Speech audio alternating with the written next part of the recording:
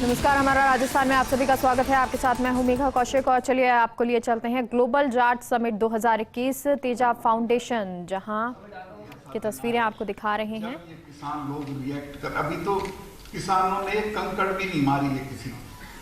वो जो कहते हैं कि लाल किले वाली घटना, उसका किसान आंदोलन से कोई ताल्लुक नहीं।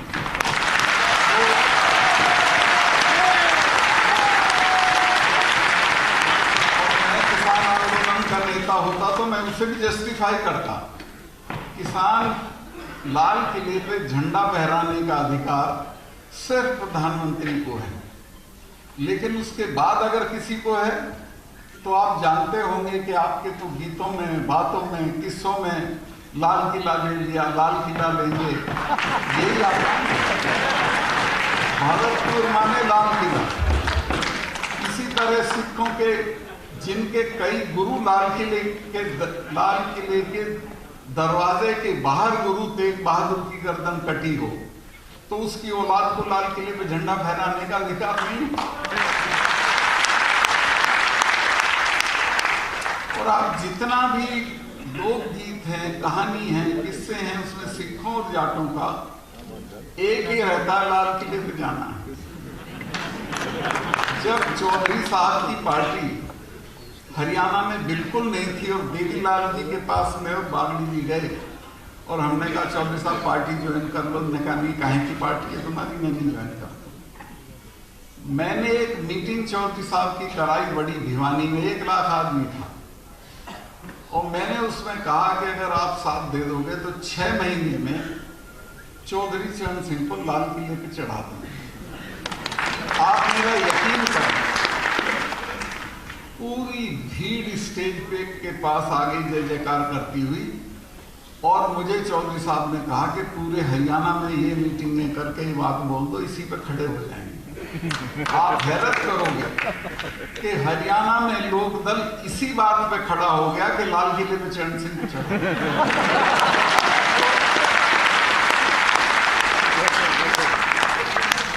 हमारा तो वो सपना रहा शुरू से और हमारे इमेजिनेशन का हिस्सा रहा है, हमारे इतिहास का हिस्सा रहा, इसी तरह सिखों के इतिहास का हिस्सा रहा। प्रधानमंत्री के अलावा अगर किसी को अधिकार है उस पर झंडा फहराने का तो वो हमें है।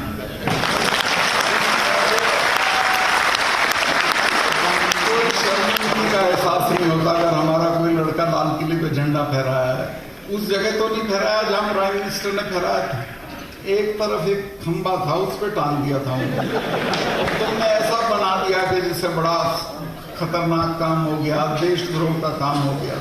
ये सब मत करो, सीधे सीधे बैठो, भाई तुम्हारी ये मांगे, ये हम मान सकते हैं, ये नहीं मान सकते।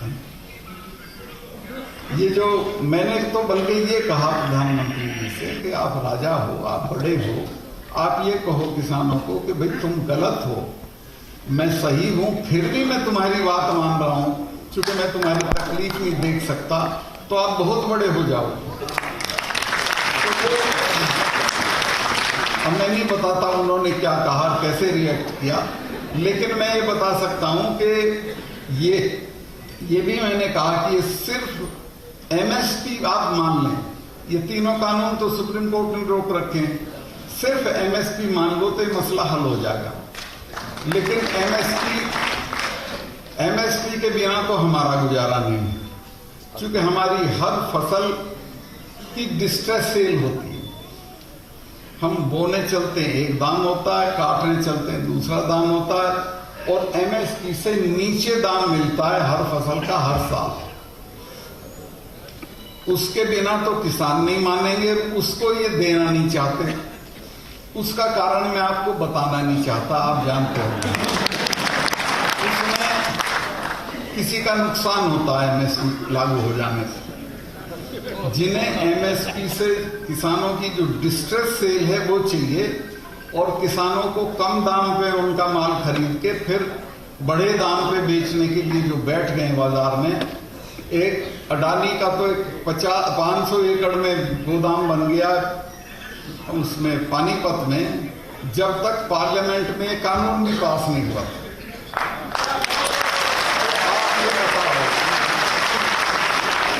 उसको क्या फायदा होगा अगर एमएसपी हट गई। पर मैं आपको लिख के दे रहा हूं कि सरकार और नो सरकार एमएसपी रहेगी, एमएसपी कानून बनेगी और एमएसपी को कानूनी जामा पहनाया जाएगा।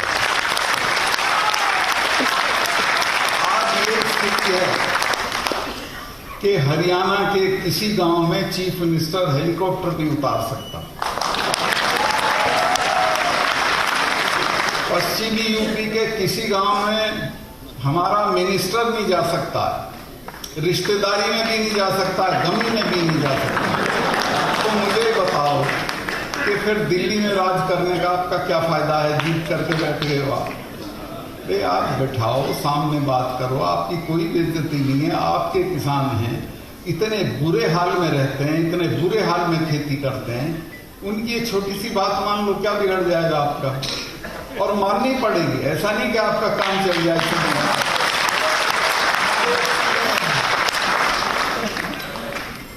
मैं बहुत लंबा हो गया, इस सब्जेक्ट पर मुझे बोलना नहीं चाहिए। ये जो अखबार वाले हैं ये ऐसा कुछ कर देंगे।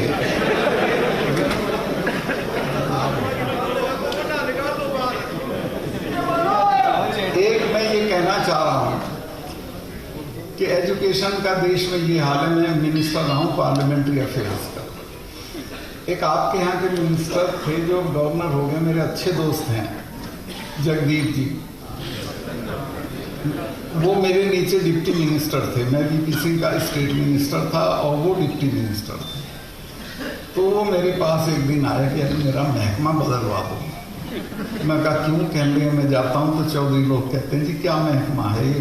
पार्लियामेंट्री अफेयर्स था वो। मेरे लोगों की तो समझ में नहीं आता क्या है। तो मैंने कहा जनवरी में गारंटीड बदलवा दूंगा, वो सरकारी चली गई नवंबर में।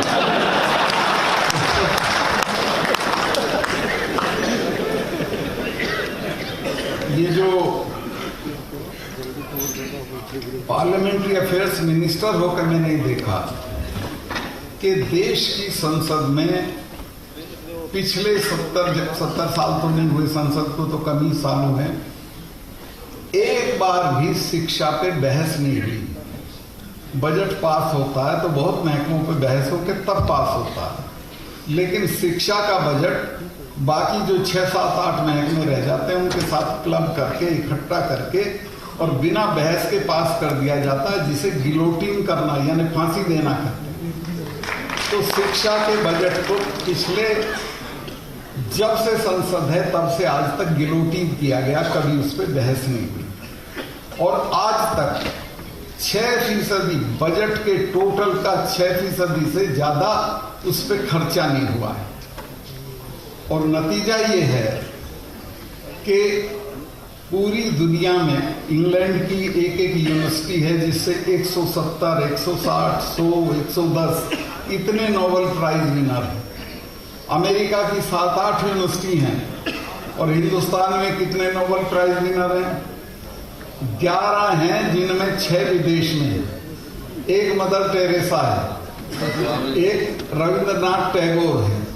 तो शिक्षा के बूते पे 5 आदमी भी हमने ऐसे पैदा नहीं किए जिनको नोबेल प्राइज मिल सकता, क्योंकि हमारी शिक्षा की वो क्वालिटी नहीं। हमारी शिक्षा की क्वालिटी कैसे हो? हम तो 6% से ज्यादा खर्चा ही नहीं करते हैं। और एक मैंने वो जिक्र किया आपको कि वो यहाँ 14 तल्ले का मकान रखेंगे, एक उसके क्या बोलते हैं, एक मंजिल पे कुत्ते रहेंगे, एक पे चाबियां रहेंगी, एक पे ड्राइवर रहेंगे, लेकिन शिक्षा के लिए एक धेले की चैरिटी नहीं करेंगे। दुनिया के बड़े लोग, लॉर्ड गिल्डॉफ है, बहुत बड़ा म्यूजिशियन है इंग्लैंड का, अपनी सारी आमदनी दे देता है एजुकेशन के लिए, अपनी नहीं, अफ्रीका के गरीब बच्चों की एजुकेशन के लिए। और जहां जहां दुनिया के राज्याध्यक्षों की मीटिंग होती है वहां जाकर उनसे कहता है 2 पैसा मांगता है। ऐसे ही लेवी है, लीवी करके है, ये दोनों संगीतज्ञ हैं। ये जो आपका माइक्रोसॉफ्ट वाला है, इसने अपनी पूरी दौलत का करीब 90-95% दान में दे रखा है शिक्षा के लिए। लेकिन हमारे यहाँ जो ये पैसे वाले हैं, लड़की की शादी में चेक से 300 करोड़ रुपया खर्चा हुआ, और बिना चेक कितना हुआ होगा आप अंदाजा लगा लो। ये करेगा, लेकिन एक पैसा सिपाहियों को या हमारे इनको शिक्षा वालों को, हमारी संस्थाओं को दान नहीं देगा यहाँ। तो मैं ये कहता हूं कि भाई इनको तुम क्यों सेठ मानते हो, इनको तुम क्यों बड़ा मानते हो? तो सड़े हुए आलू की बोरी है। इनका सम्मान ही मत करो समाज में। समाज में उसका सम्मान करो जो अपने हिस्से का दूसरे के लिए दे। जो यहाँ दान देता है, नाम बुलवाता है, उसका सम्मान करो। अपने घर कोई लिए बैठा, हमसे क्या मतलब है? तो कुल मिलाकर मैं बहुत लंबा बोल गया, इतना मुझे बोलना नहीं चाहिए था। और ये अखबार वाले अब इसको 1 हफ्ते का मामला बना देंगे, पता नहीं क्या है। और मैं जब भी यहाँ आता हूँ या बोलने भी चलता हूँ, मेरे सब गैर मिशर ये कहते हैं जी थोड़ा संभल के, थोड़ा देख के। क्या हो जाएगा भाई? मैं अपनी माँ के पेट से गवर्नर पैदा नहीं हुआ।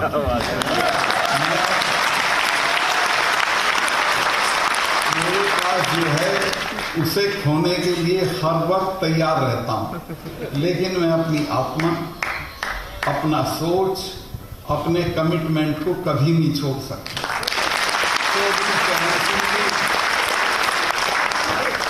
मैं उनके सानिध्य में क्या, मैं तो कहूँ कि चरणों में बैठ के काम किया। एक ही बात कहते थे, उनकी बहुत सारी बातें जो याद रखनी चाहिए, लेकिन वो ये कहते थे कि अपने वर्गों के सवाल पे कभी समझौता मत करो। अपने वर्गों के सवाल पे जो तुम्हारे पास हो उसे छोड़ने के लिए तैयार रहो, लेकिन समझौता मत करो। बहुत सी उनकी कोशिशें एक हैं, वो कहते हैं कि दिल्ली, एक किसान को एक निगाह अपने खेत पे और एक दिल्ली पर रखनी चाहिए। दिल्ली का रास्ता खेत से होके जाता है। तो बहुत बातें थी जिसमें ये खास थी कि अपने वर्गों के हितों पे कभी कोई समझौता मत करो।